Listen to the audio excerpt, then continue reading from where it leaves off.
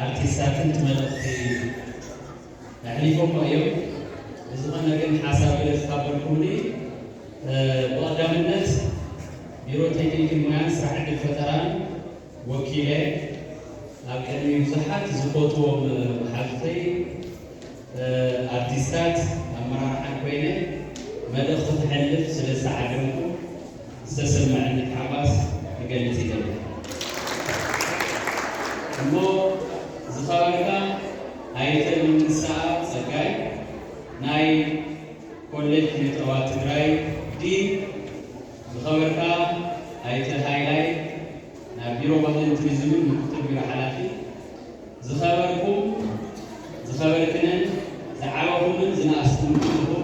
እንኳዕ ብሰላም ረኺብና ኢሎም ድጋሚ እሞ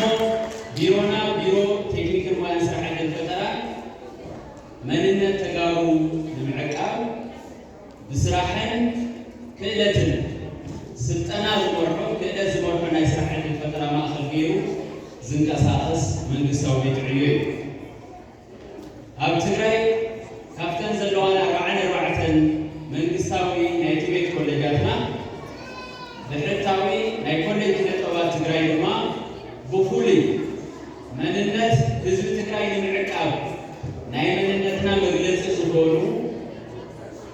ዝተፈላለዩ ናይ ኪነ-ጥበብ ናይ ጥበብ ውፅኢት ናይ ሓጎስ ናይ ሓዘን ናይ ጥበብ ስእልን ተዛመድቲ ናይ ሙዚቃ ጉዳያትን ንሰብ ሞያታት እናሰልጠነ እናብቅዐ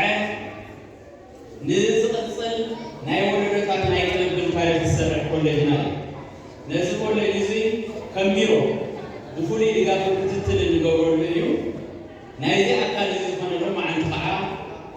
መምህርና ናይ ጥበብ በዓል ሞያ ዝኾነ መምህር ሰለሞን ኣብ ኮሌጅ ኪነ-ጥበባት ትግራይ ኮይኑ ብተወሳኺ ንሰገናትን ዓበይትን እናሰልጠነ ንሕና መሪና ተጋሩ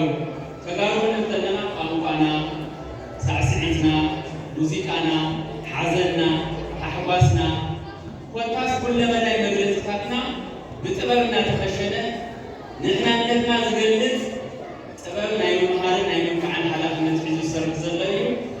ካልኦት መናእሰይ ቅዩን ዓቕሙን ተረኪብኩም ክትከዱ ዘለኒ ሓሳብ እናቕረቡ ቢሮ ቴክኒክን ሞያን ስራሕ ዕድል ፈጠራ ትግራይ ቅድሚ ወራር እውን ድሕሪ ወራር እውን ንመምህር ሰለሞንን ኣጠቓላይ ጥበብ ትግራይ ንምሕጋዝ ዝነበሮ ፃዕሪ ተጠናኺሩ ቀፂሉ እዩ ፅባሕን ድሕሪ ፅባሕን እውን ንመምህር ሰለሞን ይኹን ከምኡ ዘሎ ጥበበኛታት እዚ ጥበብ እዚ ባህልና ምዕቃብ ጥራሕ እንተይኮነስ ፍልፍል እቶት ክኸውን ናብ ስራሕ እውን ክቕየር ክኽበር ስለ ዝግባእ ነዚ ማእኸል ጌርና ክንተግር ክንሰርሕ ውፅኢት ክነምፅእ ባህልና ንዴትና ንዩ ዝብል ሓሳብ ኣቕሪበ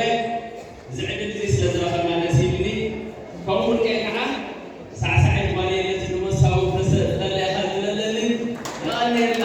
ይቐኒለ ደስ ይብሊ ብጣዕሚ ዘላለማዊ እውን ንስዋል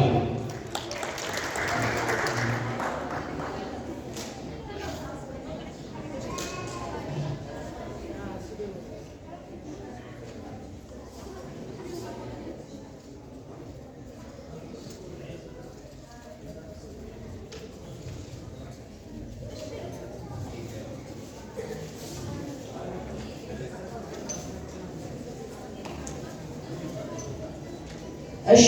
እታ ሲዲ መቸም ጊዜ ኣብ ዝነበረሉ ጊዜ ብፍለሽ እያ ተዘጋጅያ ዘላ